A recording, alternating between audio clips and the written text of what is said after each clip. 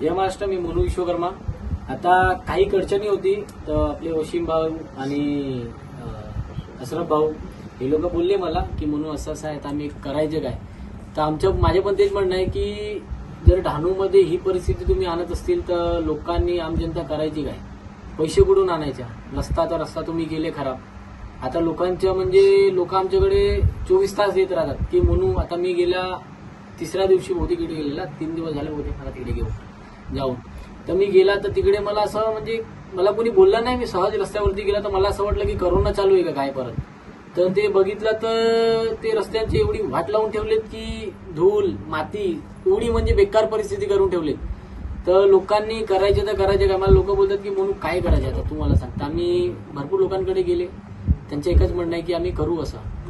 पण गेल्या 3 महिन्यापासून लोक एकच आम्हाला म्हणजे हे करतात की म्हणून करू करू करू करू. आता किती करतील. तर वशिम भाऊ आपले देऊन आले तिकडे पत्र वगैरे की पीडब्ल्यूडी मध्ये की सर कधी होईल आमचं काम. तर ते बोलले बहुतेक 1 मंथ एकाच महिना लागेल. आता हा 1 महिना आम्ही बघू, नाही तर मग त्याच्यानंतर आम्हाला पण माहिती आहे कुठे कारवाई करायची, काय करायची, कुठे प्रेशर टाकायचं, काय टाकायचं ते होईल, ते मान्य आम्हाला. पण लोकांची गोष्ट मनात तुम्ही जाऊन विचारा ना की लोकांना काय पाहिजे. सर रस्ता पाहिजे काय. आणि दुसरी गोष्ट रस्त्याच्या बाबतीत तेच सांगतो मी की ॲम्ब्युलन्समध्ये आता आम्ही समजा ॲम्ब्युलन्सवाल्याला कॉल केले की भाई जरा इकडे एक पेशंट आहे. आमच्या इकडे येत राहतात पेशंट वगैरे.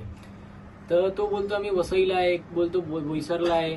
आणि कोणी डहाणूला बोलला तर त्याला येता येता नाहीतरी 4 तास लागेल.